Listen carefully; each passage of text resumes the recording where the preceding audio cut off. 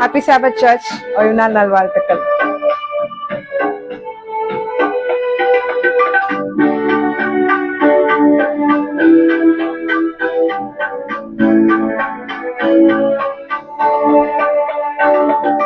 சோர்ந்து போகாதே மனமே, சோர்ந்து போகாதே, சோர்ந்து போகாதே மனமே, சோர்ந்து போகாதே. நண்டுனையாலேத்த தேவன் கைவிடுவாரோ, கண்டுனையாலேத்த தேவன் கைவிடுவாரோ. சோர்ந்து போகாதே மனமே, சோர்ந்து போகாதே.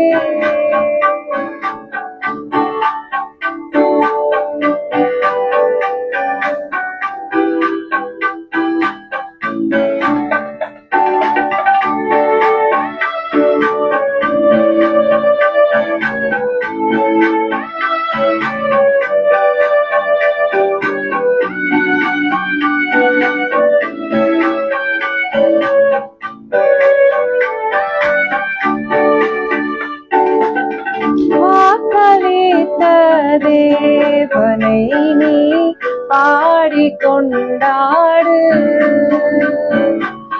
வாக்களித்த தேவனை நீ பாடிக்கொண்டாடு.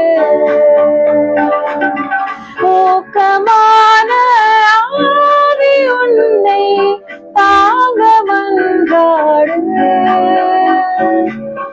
ஊக்கமான ஆவி உன்னை தாங்க மன்றாடு. சோர்ந்து போகாதே மனமே, சோர்ந்து போகாதே, சோர்ந்து போகாதே மனமே, சோர்ந்து போகாதே.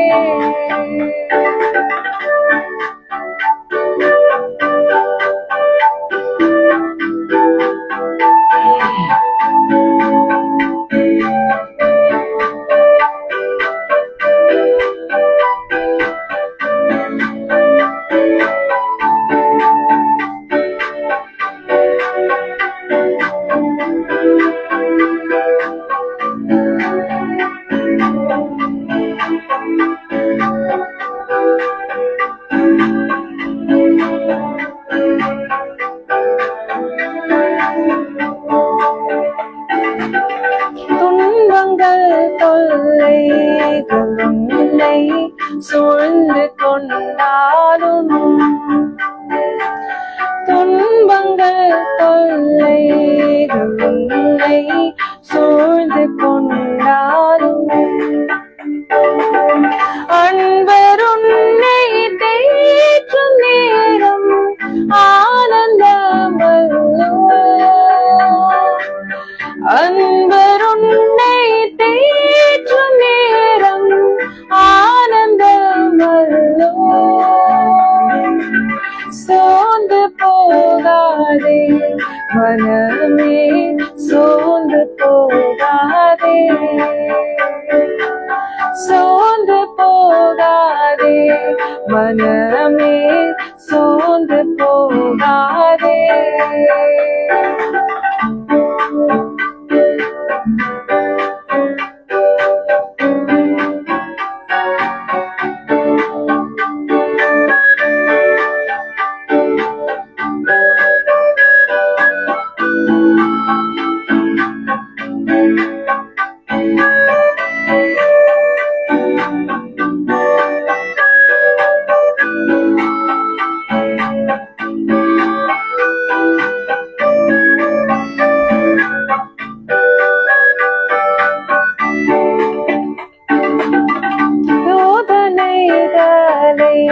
சகிப்போன் பாக்கியவானல்லோ, சோதனைகளை சகிப்போன் பாக்கியவானல்லோ.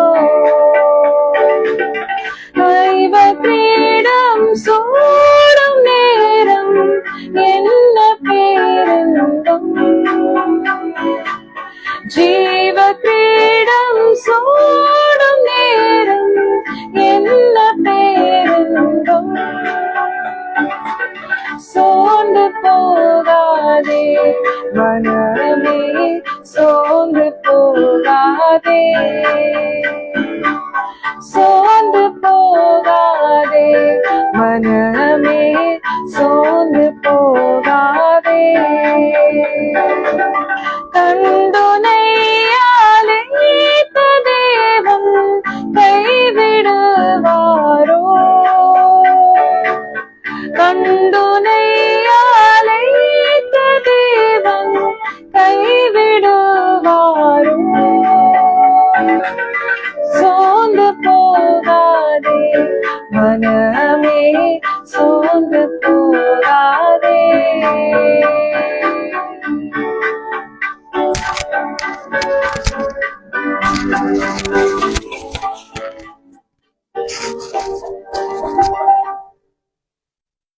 கிறிஸ்துக்குள் பிரியமான தேவனுடைய பிள்ளைகளே, தேவனுடைய வார்த்தைகளோடு கூட நாம் ஒருங்கிணைந்து அவர் அதிலிருந்து பாராட்டக்கூடிய சத்தியத்திற்காக அமர்ந்திருக்கக்கூடிய உங்கள் ஒவ்வொருவரையும் கிறிஸ்துவின் இனிய நாமத்தினால் நான் வாழ்த்துதல் சொல்லி வரவேற்றுக் கொள்ளுகின்றேன். இந்த நாளின் தியானம் நம்மை கிறிஸ்துவண்டை நெருக்கி ஏவும்படியாக நம்முடைய சிரங்களை தாழ்த்தி அவருடைய ஆவியின் துணைக்காக சற்று நேரம் தியானித்திருப்போம். எங்களை அன்பாய் நேசித்து வழிநடத்தும் பரிசுத்தமிக்க பரமபிதாவே, நம்முடைய தூய நாமம் என்னாலும் மகிழ்ப்படுவதாக.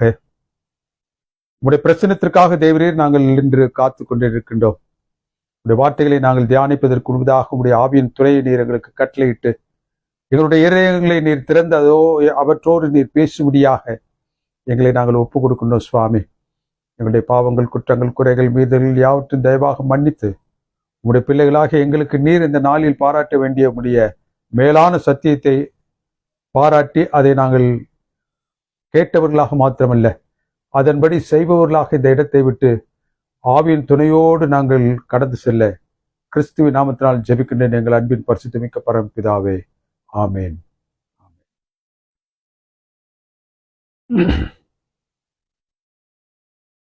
ஹெரோட் தி கிரேட், முதலாம் ஏரோது, இவன் ரோம பேரரசின் ஆளுகைக்கு உட்பட்ட யூதேயாவை ஆண்ட ஒரு சிற்றரசன். He was ruthless and cruel. இவன் தனது சொந்த குடும்பத்தையும் யூத ரபிமார்களையும் படுகொலை செய்தவன்.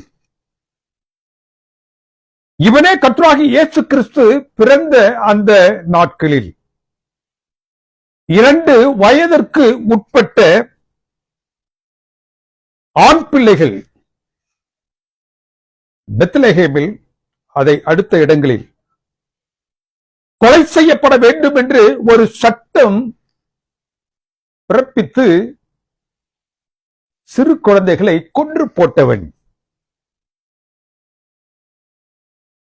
தான் ஒரு சிற்றரசனாக இருந்த போதிலும்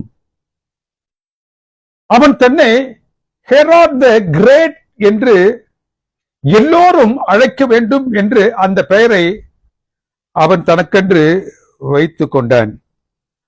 அவனுக்கு பல மனைவிமார்கள் இருந்தார்கள், பல பிள்ளைகள் அவருக்கு இருந்தார்கள். அவன் தன் கடைசி நாட்களில் தன்னுடைய ராஜ்யபாரத்தை அவன் பல பிரிவுகளாக பிரித்து தன்னுடைய வாரிசுகளுக்கு அவன் கொடுத்தான்.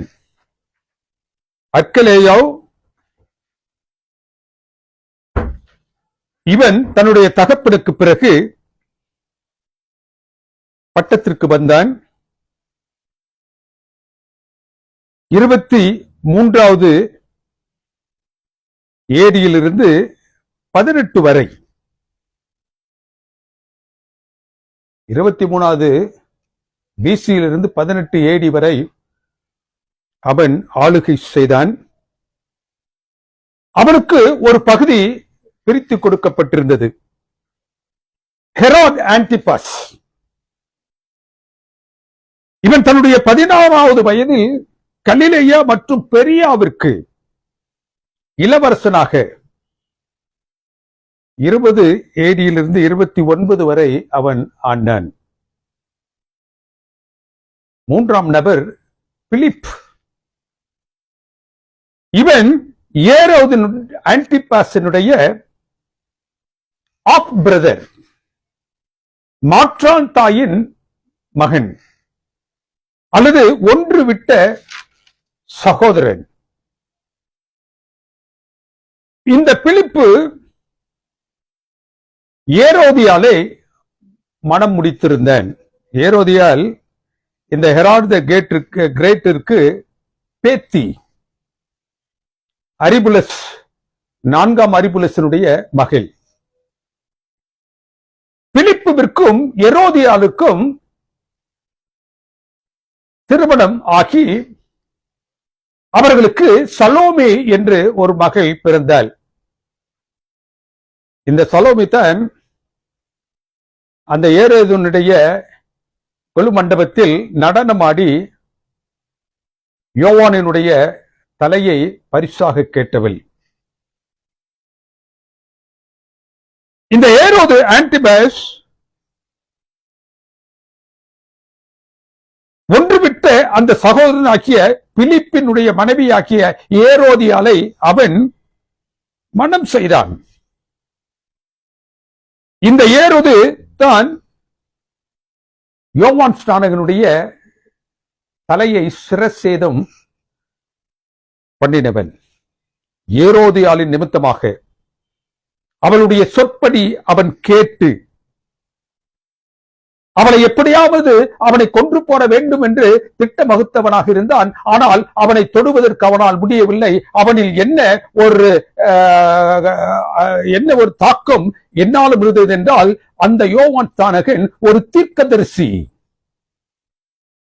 அவனை நான் தொட்டுவிடக் கூடாது என்று அவன் அஞ்சியவனாக இருக்கும் பொழுது, இந்த வேதத்தின் பகுதி என்ன சொல்லுகின்றது? அந்த ஏரோதினுடைய பிறந்த நாள் வந்த பொழுது, அவனுடைய ஜென்ம நாளிலே நடனமாடிய இந்த சலோமி அவனுக்கு முன்னதாக நிற்கும் பொழுது, அவன் நீ என்னிடத்தில் என்னத்தை கேட்டாலும் நான் அதை உனக்கு தருவேன் என்று கூறினான். நடனமாடி முடித்த மாத்திரத்தில் அவள் இந்த யோவான் ஸ்நானகனுடைய தலையை ஒரு தட்டில் தாளத்தில் வைத்து எனக்கு நீர் கொடுக்க வேண்டும். ஏரோது அதிர்ந்து போனான். எதற்காக என்றால், அவன் ஒரு தீர்க்கதரிசியாயிற்றே.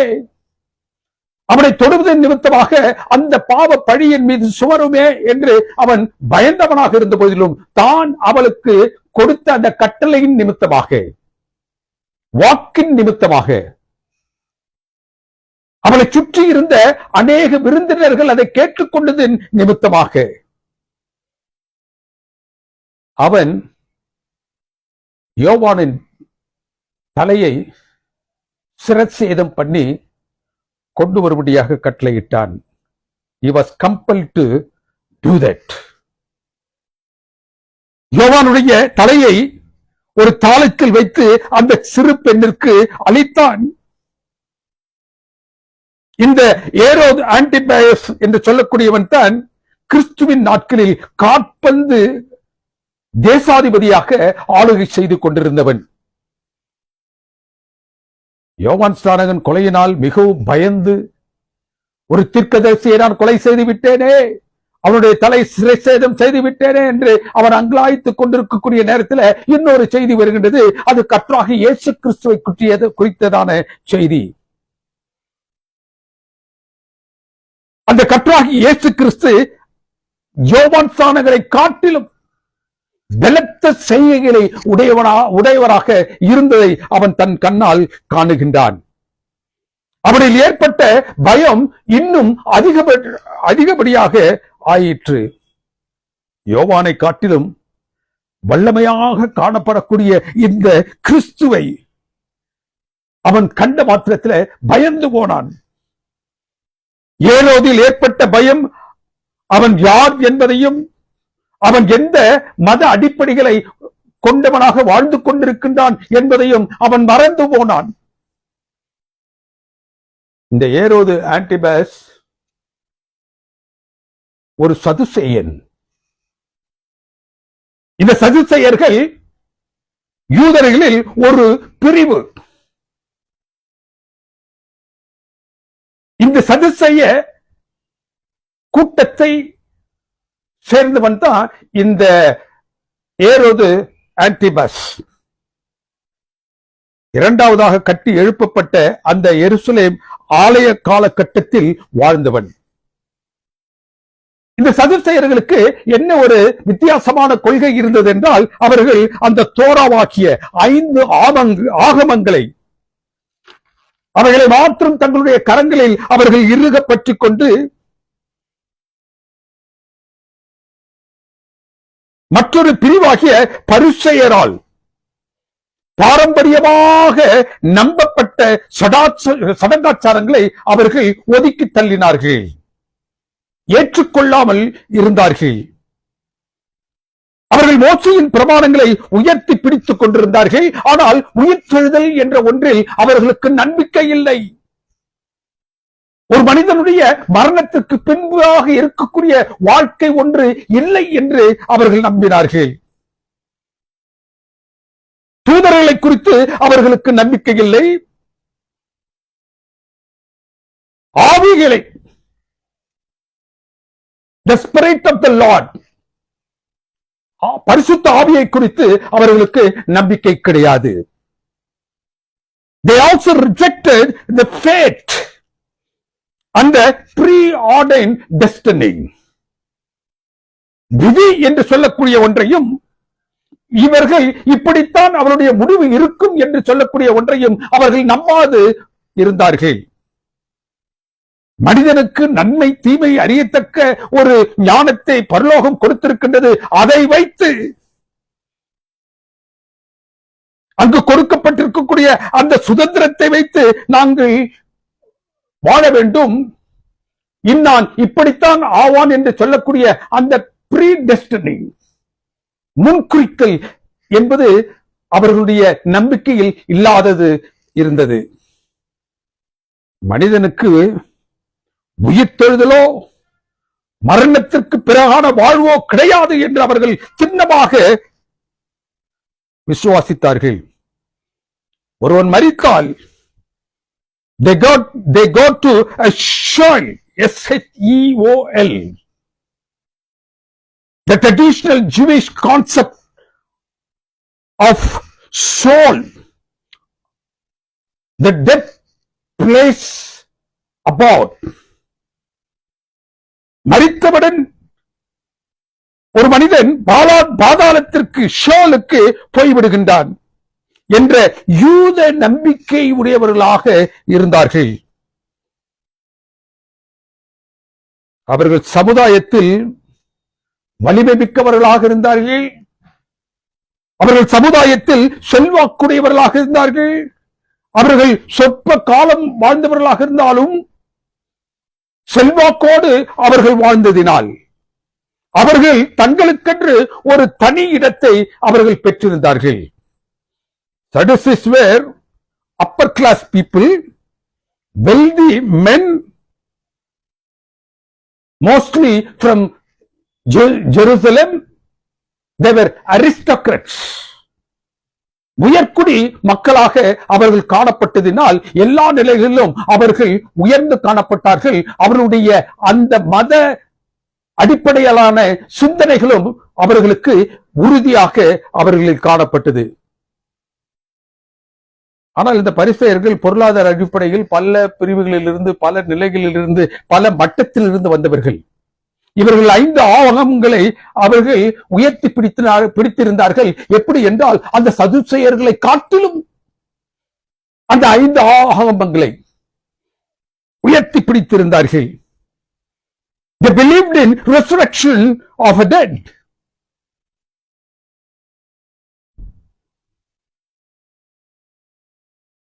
And the life after death.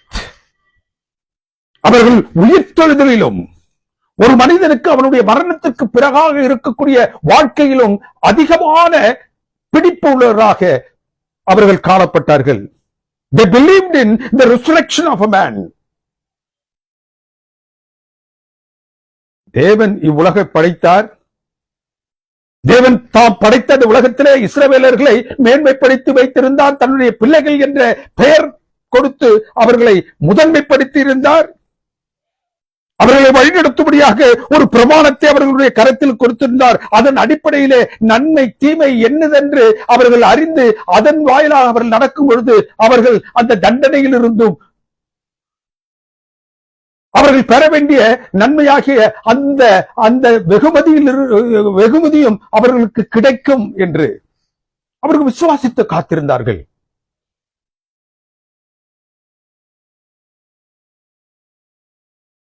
பிரமாணத்தை அடிப்படையாக வைத்து அந்த பிரமாணத்தை அடிப்படையாக வைத்து அவர்கள் வாழக்கூடிய வாழ்க்கை அவர்கள் நல்லவர்களா கெட்டவர்களா என்று சொல்லக்கூடியதை தீர்மானிக்கக்கூடியதாக இருந்தது. மோசையின் பிரமாணத்தை மையமாக வைத்து தங்கள் வாழ்வு நெறிகளை அவர்கள் வகுத்துக் கொண்டார்கள். என்றாலும் கூட கர்த்தராகிய இயேசு கிறிஸ்து அவர்களை பார்த்த மாத்திரத்தில் எப்படி அவர்கள் அழைத்தார்? brood of vipers, விரியன் பாம்பு குட்டிகளே, வெள்ளையடிக்கப்பட்ட கல்லறைகளே, எப்படியெல்லாம் அவருடைய நிலைமைகள் காணப்பட்டதோ அவற்றையெல்லாம் கூர்ந்து கவனித்த கிறிஸ்து அவர்களை ஒரு சாத்தானிற்கு ஒப்பிட்டவர்களாக பேசினார். இவ்வளவு வேற்றுமைகள் அவர்களில் இருந்தாலும், இவ்வளவு பாகுபாடுகள் அவர்களில் காணப்பட்டாலும், they believed in resurrection. They believed in after death, life after death. உயிர்த்தெழுதலில் அவர்கள் நம்பிக்கொள்வர்களாக காணப்பட்டார்கள். ஒரு மனிதருக்கு அவன் மரித்த பிறகு ஒரு வாழ்வு உண்டு என்ற நம்பிக்கையில் அவர்கள் உறுதியாக இருந்தார்கள். மத்தேயின் புத்தகம் 14வது அதிகாரம் 2வது வசனம் இப்படியாக சொல்லுகின்றது. ஏரோது கிறிஸ்துவின் கீர்த்திகளை எல்லாம் கேள்விப்பட்டு அவருடைய வல்லமை அனைத்தையும் அவன் கேள்விப்பட்டு அவரை அவன் யோவான் ஸ்நானகனோடு ஒப்பிட்டு பார்க்கின்றான். கிறிஸ்துவின் கீர்த்தி யோவான் ஸ்நானகனை காட்டிலும் மிஞ்சி இருப்பதை அவன் கவனித்து இவரிடத்தில் பலத்த செய்கைகள் காணப்படுகின்றதே, இவர் யாரோ? அந்த 2ஆம் வசனம் மத்தேயு புத்தகம் 14வது அதிகாரம் என்ன சொல்கிறது? தன் ஊழியக்காரர்களை நோக்கி அவன் இப்பொழுது பேச ஆரம்பிக்கின்றான். இவன் யோவான் ஸ்நானகன், இவன் மரித்தோரிலிருந்து எழுந்தவன். உயிர்த்தெழுதலில் நம்பிக்கை இல்லாத அந்த சதுசேயர்களுடைய வட்டத்தில் இருக்கக்கூடிய இந்த ஏரோது இப்போது மரித்தோரில் இருந்து இவர் எழுப்பப்பட்டிருக்கின்றான். மரித்தோரில் இருந்து எழுந்தவன் என்ற அந்த உயிர்த்தெழுதலை குறித்து அவன் பேசுகின்றான். பரிசேயருக்கும் சதுசேயருக்கும் இடையே இருக்கக்கூடிய வித்தியாசம் வேற்றுமையின் பிரதானமானது அந்த உயிர்த்தெழுதல். அந்த உயிர்த்தெழுதலின் நம்பிக்கை, மரணத்தின் பின்னாக இருக்கக்கூடிய வாழ்க்கை. கிறிஸ்துவை கண்ட ஏரோது அவரது பலத்த செய்கைகளை பார்த்து தன்னுடைய நம்பிக்கையில் அவன் தளர்ந்தவனாக உயிர்த்தெழுதலின் நம்பிக்கையை குறித்து இப்பொழுது அவன் பேசுகின்றான். Sadducees believed that the dead went to Sheol, a traditional Jewish concept of the place of dead. ஒரு மனிதன் மரித்த மாத்திரத்தில் அவன் என்ன செய்யறான்? இந்த ஷோல் என்று சொல்லக்கூடிய இடத்திற்கு அவன் செல்லுகின்றான்.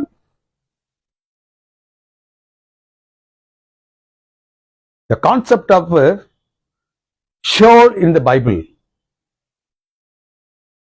பழைய ஏற்பாட்டின் நாட்களில் இந்த ஷோல் என்று சொல்லக்கூடியது வேதத்தில் எப்படியாக காணப்படுகின்றது?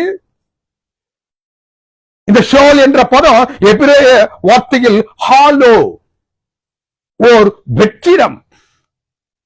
இரண்டாவதாக it is an abode of dead, இறந்தவர்களின் இருப்பிடம். departed souls about. மரித்தவர்கள் சென்று சேரக்கூடிய ஒரு இடம். It's a place of separation from God, from the living world. உயிரோடு இருக்கக்கூடிய இந்த உலகத்தில் இருந்தும் தேவனிடத்தில் இருந்தும் பிரித்து வைத்து காக்கப்படக்கூடிய ஒரு இடம். யோபின் புத்தகம் 11வது அதிகாரம் 8வது வசனம் எடுத்து ஷோல் என்ற அந்த பதத்திற்கு ஒரு வார்த்தையை தமிழில் உபயோகித்திருக்கின்றார்கள். அதுதான் பாதாளம். பாதாளம் என்ற வார்த்தை அங்கு உபயோகப்படுத்தப்படுகின்றது. அதே அதிகாரம் 11வது அதிகாரம் யோபின் புத்தகம் 13வது வசனத்தில் நீர் என்னை பாதாளத்தில் ஒளித்து உமது கோபம் தீர மட்டும் என்னை நீர் அங்கு மறைத்து நீர் என்னை திரும்ப நினைக்கும் வரைக்கும் ஒரு காலத்தை வைத்திருக்கின்றீர். அந்த காலத்தில் வந்து என்னை என்ன செய்ய போகின்றீர்? மறுபடியுமாக சேர்த்துக் கொள்வதற்கு ஏதுவாக நீர் வைத்திருக்கக்கூடிய ஒரு இடம். அதான் ஷால் அல்லது பாதாளம் என்று அதை யோபு சொல்லுகின்றான். சங்கீதக்காரர் என்ன சொல்லுகிறான்? தாவீதரசன் அதை குறித்து பேசும்போது 88வது அதிகாரம் 3வது வசனத்துல என் ஜீவன் பாதாளத்துக்கு சமீபமாய் வந்திருக்கின்றது. பிரசங்கி என் புத்தகத்துல சாலமோன் சற்று மேலாக சென்று பிரசங்கின் புத்தகம் 9வது அதிகாரம் வசனம் 2, 3 என்று சொல்லுகிறது. நல்லோர் பொல்லார் எல்லாரும் ஒரே இடத்திற்கு போகின்றார்கள் மரித்த பிறகு.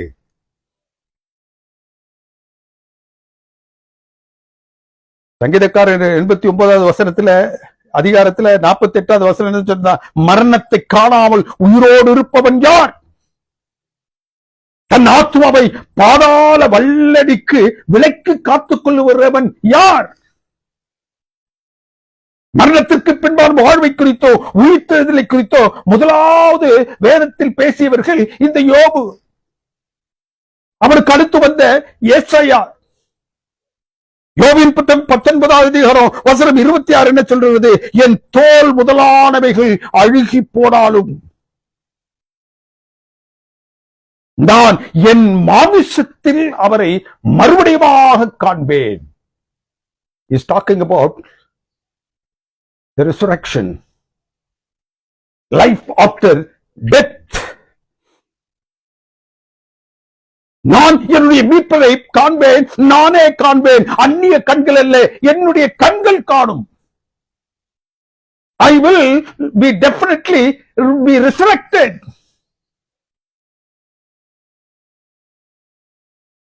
ஏசாயா 26:19 என்ன சொல்றது? மரித்த உம்முடையவர்கள் பிரேதமான என்னுடையவர்களோடு கூட எழும்புவார்கள். All will rise. 25வது அதிகாரம் ஏசாயா புத்தகம் 8வது வசனம் என்ன சொல்லுகிறது? அவர் மரணத்தை ஜெயமாக விழுங்கினார்.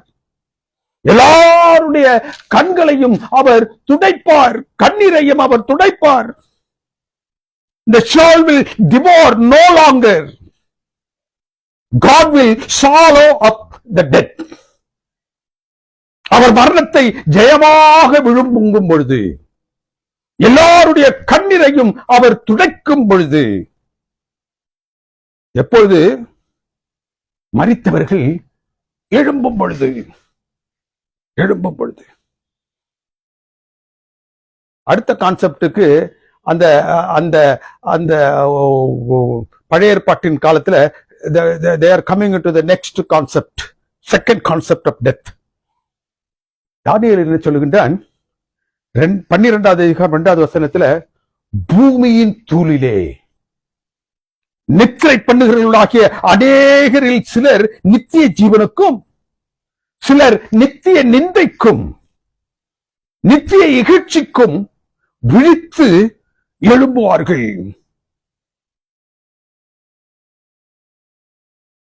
இந்த வசனங்கள்லாம் என்ன சொல்லுகின்றது? பழைய ஏற்பாட்டின் இந்த வசனங்கள் உயிர்த்தெழுதலை குறித்து பேசுகின்றது. திட்டவட்டமாக பேசுகின்றது. அந்த உயிர்த்தெழுதல் சம்பவிக்கும் வரை மரித்தவர்களுடைய நிலை என்னவாக இருக்கும்? தானியேலின் புத்தகம் 12:2 என்ன சொல்லுகின்றது? நாம் சற்று முன்பு பார்த்தது போன்று பூமியின் தூளிலே அவர்கள் நித்திரை பண்ணுகிறார்கள். கிறிஸ்து தன்னுடைய ஜீவனை கொடுத்து மரணமாக அதை விழுங்குவார். மரணத்தை அவர் அதன் மூலமாக நித்திரையாக மாற்றுவார். யோவான் அது கருத்து என்ன சொல்ற? 14:12 எவ்வளவு காலம் நித்திரையாக ஒரு மனிதன் அப்படி இருப்பார்? கேட்கிற கேள்வி. How long he shall be in that state of death? அதுக்கு பதில் என்ன சொல்றான்? வானங்கள் ஒழிந்து போகும் மட்டும் அவன் பூமியின் தூளிலே நித்திரையாக கிடப்பான். எப்பொழுது வானங்கள் ஒழிந்து போகும்?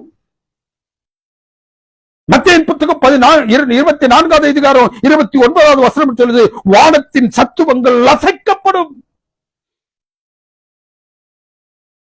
வானத்தின் சத்துவங்கள் எப்பொழுது அசைக்கப்படும்? அதற்கும் வேதம் பதில் சொல்லுகின்றது. லூக்காவின் புத்தகம் 21வது அதிகாரம் 26வது வசனத்தில் கிறிஸ்துவின் இரண்டாம் வருகை சம்பவிக்கும் பொழுது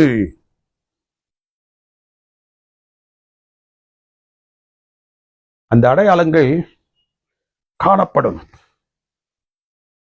அவர் வரும் பொழுது வானத்தின் சத்துவங்கள் அசைக்கப்படும். அப்பொழுது நித்திரை தெளிந்து அவர்கள் என்ன செய்வார்கள்? எழும்புவார்கள்.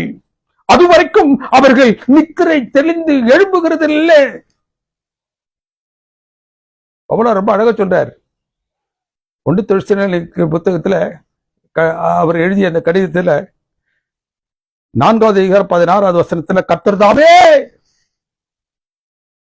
ஆரவாரத்தோடும் பிரதான தூதருடைய சத்தத்தோடும் தேவ எக்காலத்தோடும் வானத்திலிருந்து புவியிறங்கி வரும் பொழுது கிறிஸ்துவுக்குள் மரித்தவர்கள் எழுந்திருப்பார்கள். யோபு 14:13 என்ன சொல்லுகின்றார்? அதுவரை நீர் எங்களை பாதாளத்தில் ஒளித்து வைத்திருக்கிறீர். பழைய ஏற்பாட்டின் காலத்தில் மரித்தவர்கள் பாதாள என்று சொல்லக்கூடிய அந்த ஷோல் கான்செப்ட்ல வைக்கப்பட்டிருந்தார்கள். பாதாளத்தில் வைக்கப்படுகிறார்கள். தேவனுடைய பிள்ளைகளுக்கு கிறிஸ்துக்குள் மரித்தவர்களுக்கு அது நித்திரையாக மாற்றப்படுகின்றது. அது எப்பொழுது நித்திரையாக மாற்றப்படுகின்றது? தேவனுக்கு பிரியமானவர்களே, அவர் வரும் நாள் மட்டாக அந்த பூமியின் தூளிலே அவர்கள் இருந்து எழும்புவதற்கு ஏதுவான நித்திரைக்குள்ளாக அவர்கள் இருப்பார்கள். The concept of soul is now meeting with the concept of resurrection. கர்த்தராகிய இயேசு கிறிஸ்து அந்த மரணத்தை ஜெயமாக விழுங்கியதின் நிமித்தமாக அதை நித்திரையாக மாற்றி போட்டார். சதுசேயர்கள் மரித்தவர்களுக்கு உயிர்த்தெழுதல் இல்லை என்று அவர்கள் நம்பினார்கள். மரணத்திற்கு பின் ஒரு வாழ்க்கை என்பது இல்லை. அது பாதாளத்தில் தள்ளப்பட்ட ஒன்று. அங்கே அது என்ன செய்யும்? அழிந்து போகும். அவன் பாதாளத்தில் எழுந்த செய்கிறான், விழுந்து கிடக்கின்றான். பரிசேயர்கள் என்ன நினைத்தார்கள்? அவர்கள் உயிர்த்தெழுதல் உண்டு என்று விசுவாசித்தார்கள். ஒரு மனிதனுக்கு மரணத்திற்கு பின் ஒரு வாழ்வு உண்டு என்று அவர்கள் நம்பினார்கள். ஆனால் அந்த உயிர்த்தெழுதல் கிறிஸ்துவினால் அல்ல என்று அவர்கள் என்ன செஞ்சார்கள்? அந்த நானே உயிர்த்தெழுதும் ஜீவனும் இருக்கின்றேன் என்று சொன்ன கர்த்தராகிய இயேசு கிறிஸ்துவை அவர்கள் விசுவாசியாமல் போனபடியினால்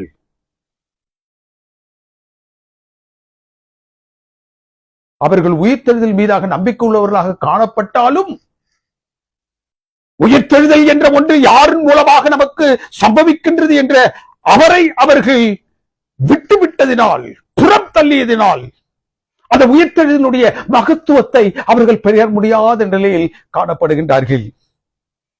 கிறிஸ்து அல்லாத உயிர்த்தெழுதலை அவர்கள் நம்பினார்கள்.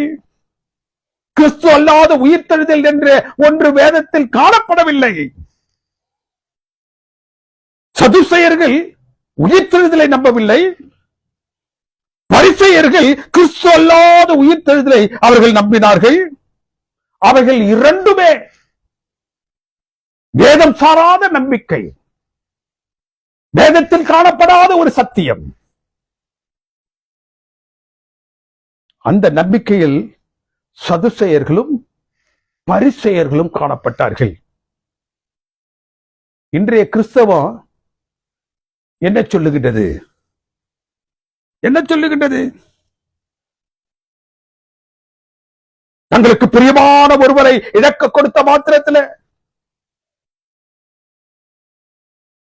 இன்றைய கிறிஸ்தவம் என்ன சொல்லுகின்றது? He has gone to be with the Lord. The concept of gone to be with the Lord. ஒரு மனிதன் மரித்தவுடன் அவன் தேவனோடு சேர்கின்றான். தேவனோடு இருக்கும்படியாக மரித்தவுடன் அவன் எடுத்துக் கொள்ளப்படுகின்றான். இது சதுசேயர் பரிசேயர் நம்பிக்கையை காட்டிலும் படுமோசமானது. சதுசேயர்கள் உயிர்த்தெழுதல் இல்லை என்று நம்பினார்கள். பரிசேயர்கள் உயிர்த்தெழுதல் உண்டு, ஆனால் அது கிறிஸ்துவின் மூலமாக அல்ல என்று அவர்கள் நம்பினார்கள். இங்கு இக்கால கிறிஸ்தவர்கள் ஒரு மனிதன் மரித்த மாத்திரத்தில் தானே அவன் பரத்திற்கு என்ன செய்கின்றான்? எடுத்துக் கொள்ளப்படுகின்றான். அவன் தேவனோடு இருக்கின்றான். He has gone to be with the Lord. வேதம் என்ன சொல்லுகின்றது? நாம் பார்த்தது ஒன்று 12:2 தானியேலின் புத்தகத்துல, பூமியின் தூளிலே அவன் என்ன செய்கின்றான்? நித்திரை பண்ணுகின்றான். எவ்வளவு காலம் நித்திரை பண்ணுகின்றான்? யோபு 14:12 சொல்லிருந்து, வானங்கள் ஒழிந்து போகும் மட்டும். எப்பொழுது வானம் ஒழிந்து போகும்?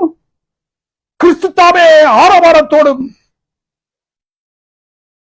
பிரதான தூதுவருடைய சத்தத்தோடும் தேவ எக்காலத்தோடும் வானத்திலிருந்து புவி இறங்கி வரும் பொழுது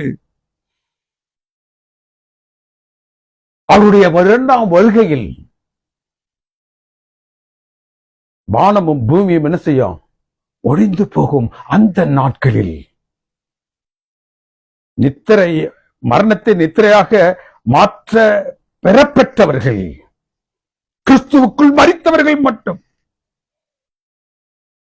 எழுந்திருப்பார்கள். மற்றவர்கள் பூமியின் தூளிலே தொடர்ந்து இருப்பாங்க. மரித்த ஒரு மனிதன் மறுபடியுமாக எழுவது, உயிர்த்தெழுந்து எழுவது என்பது கிறிஸ்துவின் வருகையின் நாளில் மாத்திரம் சம்பவிக்கும்.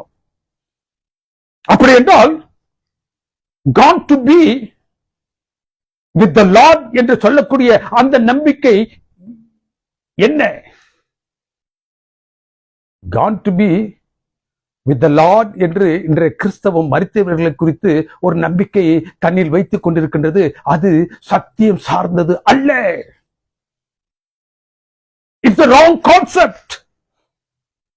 There is no evidence in scriptures for the man to be with the Lord right after his death. We can be with the Lord only when he takes us to home. அவர் நம்ம இந்த பரம வீட்டிற்கு அழைத்து செல்லும் பொழுதுதான் நாம் அவரோடு இருக்க போகின்றோம். It will happen only at his second coming. இரண்டாம் முறையாக அவர் இந்த பூ உலகத்திற்கு தன்னுடைய சம்பத்துக்களை சம்பாதிக்கும்படியாக, சம்பாதித்த சம்பத்துக்களை பெற்று செல்லும்படியாக வரும் பொழுதுதான் அது சம்பவிக்கும். அதுவரை அவன் பூமியின் தூளிலே படுத்து கிடக்கின்றான். யோபு 14:13. ஒரு தப்பான நம்பிக்கையை தகர்த்து எறியவே கர்த்தராகிய இயேசு கிறிஸ்து ஒரு உண்மை சம்பவத்தை சொன்னார், ஒரு ஓமானத்தை சொல்லுகின்றார்.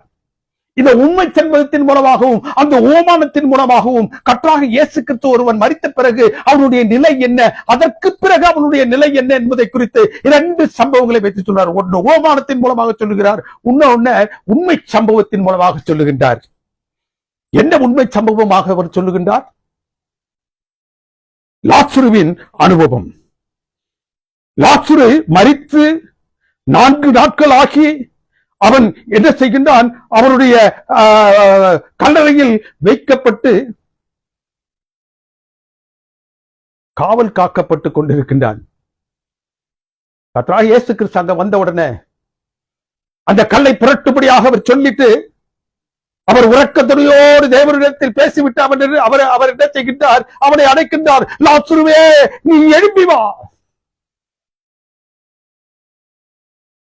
ஒருவேளை அவர் அந்த கல்லறையில் நின்றவராக எழும்பி வா என்று ஒன்றை மாற்றம் சொல்லியிருப்பார் என்றால், அந்த நாட்களில் அதுவரைக்கும் மரித்தவர்கள் எல்லோரும் எழுப்பி வந்திருப்பார்கள். அவ்வளவு வல்லமையானது அவருடைய வார்த்தை. அங்கு அந்த லாசருவுக்கு மாத்திரம் அந்த அழைப்பை கொடுத்தார். லாசருவே, நீ எழும்பி வா என்று சொன்ன மாத்திரத்தில் அவன் என்ன செய்யறான்? எழும்பி வருகிறான். எங்கிருந்து எழும்பி வருகின்றான்? அவனை எங்கு அடக்கம் செய்தார்களோ, எந்த பூமியின் சூழலை அவரை போட்டு விட்டார்களோ அந்த இடத்திலிருந்து அவன் எழும்பி வருகின்றான். வானத்திலிருந்து, பரலோகத்திலிருந்து அவன் எழும்பி வரவில்லை. ஏன் இந்த உண்மை சம்பவம்? கர்த்தராகிய இயேசு கிறிஸ்து அங்கு குழும்பி இருந்தவர்களுக்கு சொல்ல ஆசிரியர் என்ன? ஒருவன் மரித்த பிறகு அவன் அடக்கம் செய்யப்பட்ட அந்த இடத்திலேயே அவன் கிடக்கின்றான். வானங்கள் ஒழிந்து போகட்டும்.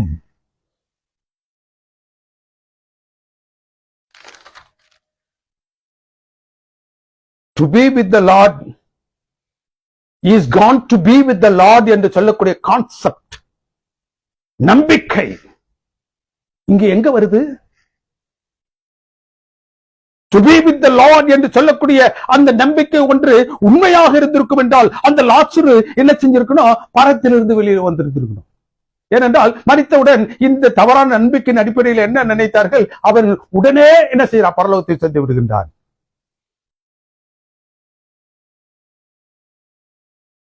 உண்மை சம்பவத்தை சொல்லிய கிறிஸ்து இப்பொழுது ஒரு உவமானத்தை சொல்லுகின்றார். லூக்காவின் புத்தகம் 16 அதிகாரம் வசனங்கள் 20 துவங்கி, இரத்தாம்பரம் ஒழிக்கக்கூடிய விலையேறப்பெற்ற இரத்தாம்பரங்களை அணிந்து கொண்டிருக்கக்கூடிய ஒரு ஐஸ்வர்யவான் அவருடைய இல்லத்தின் வாசத்திலே பருக்களோடு படுத்துக் கொண்டிருக்கக்கூடிய ஒரு எளியவன், பிச்சைக்காரன், பெக்கர்,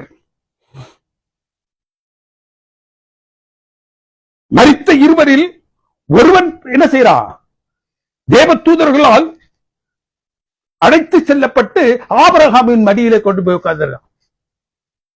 மற்றவன், அந்த ஐஸ்வர்யவான், மரித்த பாதாளத்தில் அவன் வேதனைப்பட்டு கொண்டு இருக்கிறான். இருவரும் மரித்து ஒருவன் பரத்திற்கும் மற்றவன் பாதாளத்திற்கும் நரகத்திற்கும் சென்றார்கள். இங்கு கிறிஸ்து இந்த உவமானத்தின் மூலமாக என்ன சொல்ல வாஞ்சிக்கின்றார்? மரணத்திற்கு பிறகு நாம் செய்யக்கூடிய நன்மை தீமைகள் நம்முடைய கிரியைகளுக்கு தகுந்தது போன்று நாம் என்ன செய்யறோம்? பரத்திற்கோ நரகத்திற்கோ போகின்றோம் என்று சொல்வதை அவர்களிடத்தில் அவருடைய உள்ளங்களில் பேசும்படியாக ஆசித்தார். அவர்கள் இருவரும் மரித்த பிறகு அவர்கள் தன்னுடைய செயல்பாட்டின் நிமித்தம் ஒருவன் பரத்திற்கும் மற்றொருவன் பாதாளத்திற்கும் எடுத்துக் கொள்ளப்பட்டார்கள். அந்த வேதத்தின் பகுதியை நாம் நன்றாக தியானித்து பார்த்தோம் என்றால், லூக்காவின் புத்தகம் 16 அதிகாரம் 22வது வசனத்துல அவர்கள் மரித்து, the beggar died and was carried by the angels. அந்த பருக்களோடு கூட இருந்த அந்த லாசரு என்ற பிச்சைக்காரன் என்ன செய்யறான்? மரித்த உடனே அவன் அங்க என்ன செய்யறான்? பரலோகத்திற்கு எடுத்து செல்லப்படுகின்றான்னு நான் வாசிக்கிட்டோம். அவர்கள்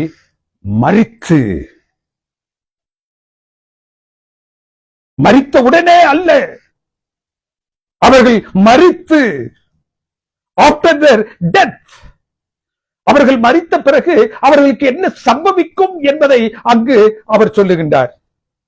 மரணத்திற்கு பிறகு மனிதனுடைய நிலையை குறித்து கர்த்தராகிய இயேசு கிறிஸ்து பேசுகின்றார். மரித்தவுடன் அல்ல. மரித்தவுடன் ஒருவன் பரத்திற்கோ நரகத்திற்கோ எடுத்து செல்லப்படுகின்றான் என்று அங்கு கர்த்தராகிய இயேசு கிறிஸ்து சொல்லவில்லை. இந்த ஓமானத்தை எதற்காக சொன்னார் என்றால், நன்மை செய்கிறவன் நன்மையையும் தீமை செய்கிறவன் தீமையும் அனுபவிப்பான், அவன் பரத்திற்கோ அது நரகத்திற்காக செல்வான் என்று சொல்லக்கூடிய ஒரு ஒரு ஒரு மனிதனுடைய மரணத்திற்கு பிறகாக நடக்கக்கூடிய ஒன்றை அவர் என்ன செய்கிறாரு, அவர்களிடத்தில் சொல்லுகிறார்.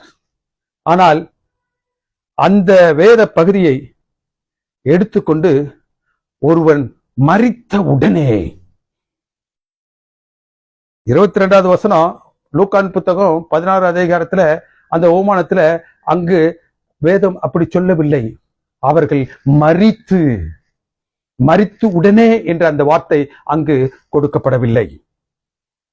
யோவான் புத்தகம் 11வது அதிகாரத்துல காணப்படக்கூடிய லாசருவின் மூலம் மனிதன் தன் மரணத்திற்கு பிறகு வானங்கள் ஒழிந்து போக மட்டும் பூமியின் தூளிலே படித்து கிடக்கின்றான் என்பதை அது நமக்கு சொல்லுகின்றது. வானங்கள் ஒழிந்து போகும். கிறிஸ்துவின் 2ஆம் வருகையில் தானே அவன் எழுப்புவான், நித்திரை தெளிந்து எழுப்புவான். அந்த வேதத்தின் பகுதி என்ன சொல்கிறது? மரணத்தை நித்திரையாகவும், அந்த நித்திரை தெளிவது அவருடைய வருகையின் 2ஆம் வருகையின் அந்த நாளில் தானே என்ற சத்தியத்தை அவர் உண்மையான ஒரு சம்பவத்தின் மூலமாக கூறினார். லூக்காவின் புத்தகம் 16வது அதிகாரம் 20வது வசனத்துல காணப்படக்கூடிய லாசரு என்று சொல்லக்கூடிய ஒரு மனிதன் மரித்தவுடன் பரத்திற்கு செல்வதல்ல, மரணத்திற்கு பிறகு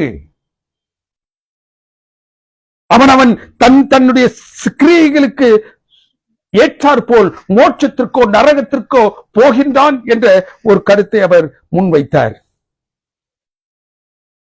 Gone to be with the Lord. மரணத்தின் பொழுது நம்பும் இந்த நம்பிக்கை சத்திய சாரமற்றது. No one goes to the Lord right after the death. They remain in the respective graves until the Son of God appears in the cloud, second term, to receive his children. தேவனுக்கு பிரியமான தேவனுடைய பிள்ளைகளே, அந்த வருகையினால் சம்பவிக்கும் பொழுது தானே அவன் என்ன செய்வான்? தன்னுடைய கல்லறை விட்டு எழுவான். No one goes to be with the Lord right after the death.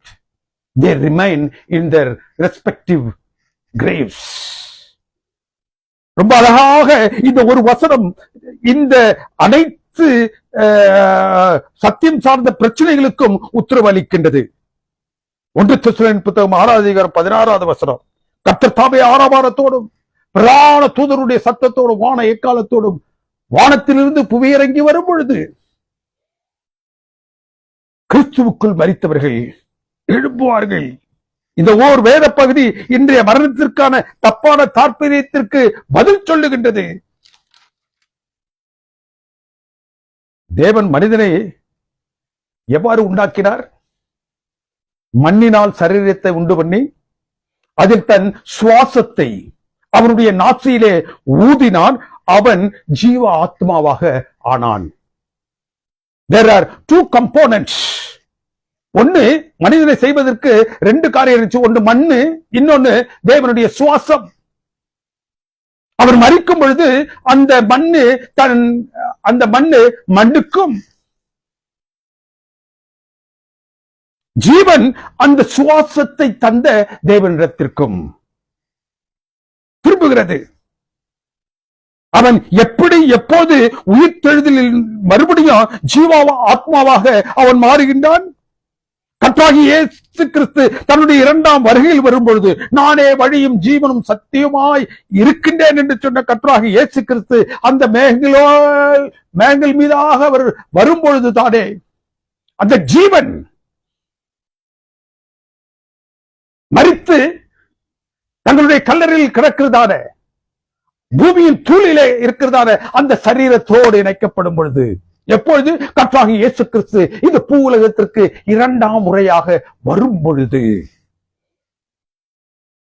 அவன் ஜீவாத்மாவை மறுபடியும் ஆகிறான். He resurrects himself. Resurrection takes place. Only then he goes with the Lord to be with him. அவன் தேவனோடு செல்லுகின்றான், அவரோடு இருப்பதற்காக. எப்பொழுது என்றால் கர்த்தராகிய இயேசு கிறிஸ்து இரண்டாம் முறையாக வரும் பொழுது.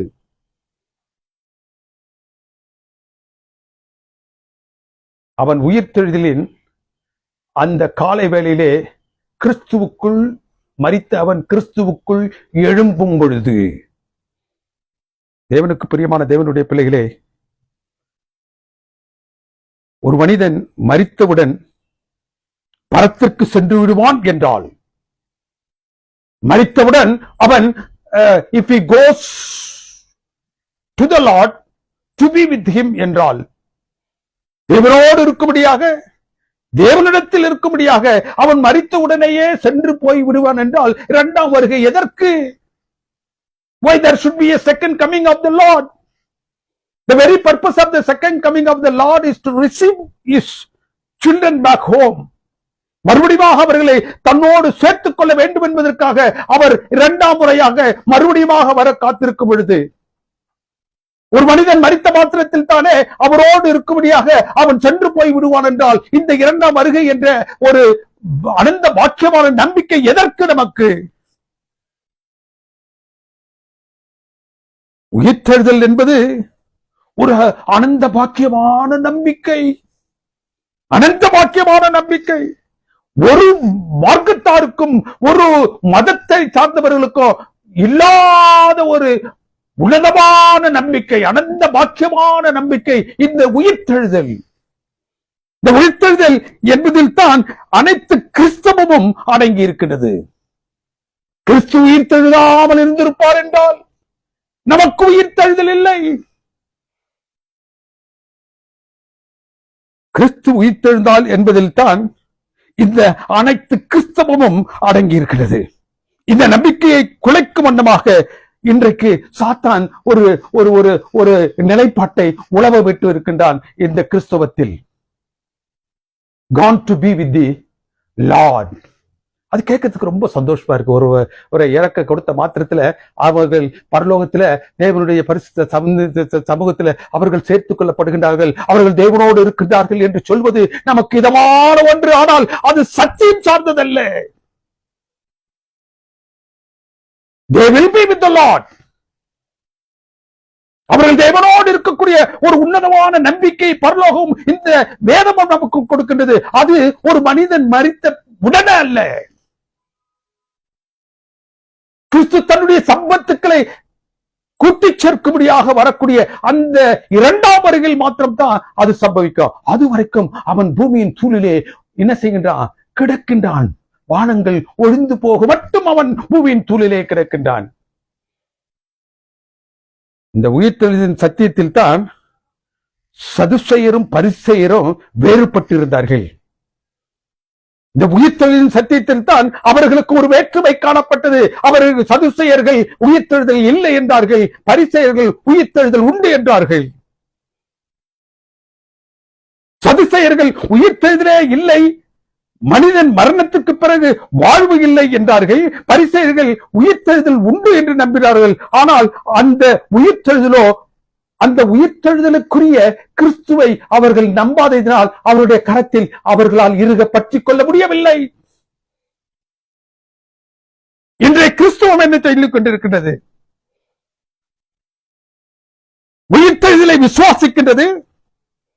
அதே நேரத்தில் உயிர்த்தெழாமலேயே மரித்தவுடனேயே தேவ சமூகத்தில் அவன் சென்று போய் விடுகின்றான். He has gone to be with the Lord, to be with him. ஒரு தப்பான தாற்பயத்தை, ஒரு தப்பான அணுகுமுறையை, ஒரு தப்பான சத்தியம் சாரமற்ற ஒரு நம்பிக்கையை இன்றைக்கு சத்துவாக சாத்தான் கிறிஸ்தவ அந்த வட்டத்திற்குள்ளாக கொண்டாந்து விட்டிருக்கிறான். லூக்காவின் புத்தகம் 16:20 என்ன சொல்றது? தேவனுக்கு பிரியமானவர்களே, அந்த ரத்தாம்பரம் விற்கக்கூடிய ஐஸ்வர்யவானோ லாசரு கதையில் என்ன சொல்றது? 22வது வசனத்துல அவர்கள் மரித்து என்று தங்கள் தங்கள் செயல்பாடுகளின்படியாக பரத்துக்கும் நரகத்திற்கும் செல்லுகின்றார்கள் என்ற அந்த கான்செப்ட். அவன் தன் தன் கிரியைகளுக்கு ஒத்து அவன் செல்லும் இடம் அமையும் என்று கிறிஸ்து சொல்ல வாஞ்சித்ததை மரித்தவுடன் பரம் செல்லுகின்றான். To be with the Lord. He has gone to be with the Lord என்று வேதத்துக்கு புறம்பாக இன்றைக்கு அந்த ஒரு பகுதியை வைத்துக் கொண்டு கிறிஸ்தவம் தன்னை அதால பாதாளத்தில் தள்ளி போட்டுக் கொண்டிருக்கின்றது. உயிர்த்தெழுதலின் உன்னதமான நம்பிக்கை, தேவனுக்கு பிரியமானவர்களே, பரம் நமக்கு பாராட்டி இருக்கக்கூடிய அந்த உயிர்த்தெழுதலின் நம்பிக்கை எவ்வளவு அலாதியானது, அவ்வளவு அனந்த பாக்கியமான ஒரு நம்பிக்கை. அந்த நம்பிக்கையை இன்றைய நாட்களில் சத்ருவாகிய சாத்தான் கிறிஸ்துவ உலகத்துல மாற்றி போட்டு, அவருடைய சிந்தனையை மாற்றி போட்டு, ஒரு மனிதன் மரித்த உடனே அவன் செய்றான், he has gone to be with the Lord என்ற அந்த ஒரு நம்பிக்கையை, வேதம் சொல்லாத ஒரு நம்பிக்கையை இன்றைக்கு மனித கிறிஸ்தவ உள்ளங்களிலே அவன் எழுதி வைத்திருக்கின்றான். தேவனுக்கு பிரியமான தேவனுடைய பிள்ளைகளே, உயிர்த்தெழுதலின் உன்னதமான நம்பிக்கையை பரம் நமக்கு கொடுத்திருக்கும் பொழுது, கிறிஸ்துவுக்குள் மரிக்கக்கூடிய நாம் எல்லோரும் அவர் வரும் அந்த நாளில் தானே வானங்கள் முடிந்து போகக்கூடிய அளவிற்கு சத்துவங்கள் அசைக்கப்படும் பொழுது, அவர் மேகங்களோடே வரும் பொழுது, தேவனுக்கு பிரியமானவர்களே, இந்த பரம் நமக்கு என்ன ஒரு அனந்த பாக்கியமான நம்பிக்கையை கொடுத்திருக்கின்றது.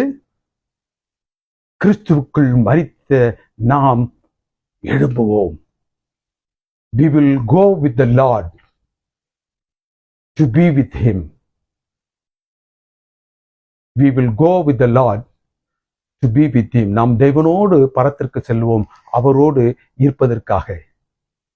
இன்றைய நாட்களில் நிலவி இருக்கக்கூடிய இந்த தப்பான தாற்பயத்தின் வாயிலாக அல்ல. ஒரு மனிதன் மரித்த உடனே he has gone to be with the Lord, தப்பான ஒரு தாக்கம். அவருடைய வருகை நாள் சம்பவிக்கும் வரைக்கும் அவன் பூமியின் தூளிலே படுத்து கொண்டிருக்கின்றான். அதுதான் வேதம் சொல்லுவது. ஆனால் அவன் எழும்புவான். அவன் கண்டிப்பாக தேவனுடைய பரிசுத்த அந்த சந்நிதியில் தேவனோடு கூட இருப்பதற்காக அவன் என்ன செய்வான்? அவரால் எடுத்துக்கொள்ளப்படுவான். எப்பொழுது? அவன் மரித்த உடனேயே அல்ல, அவர் வரும் அந்த நாளிலே.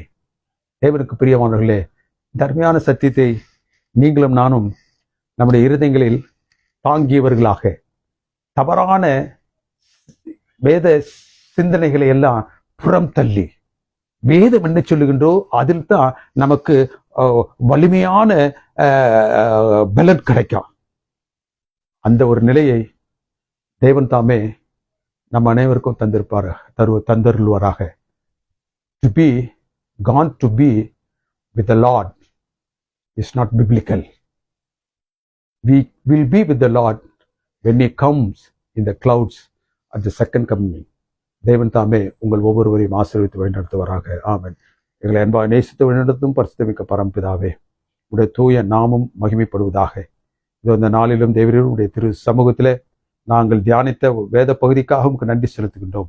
எங்களுடைய வாழ்க்கையில் தேவரீர், நாங்கள் அநேக தப்பான தாற்பயங்கள் வாயிலாக எங்களை நாங்கள் மன நிம்மதி அடைந்து கொண்டிருக்கின்றோம் என்று அவைகளை வைத்து நாங்கள் பெருமை பாராட்டி கொண்டிருக்கின்றோம்.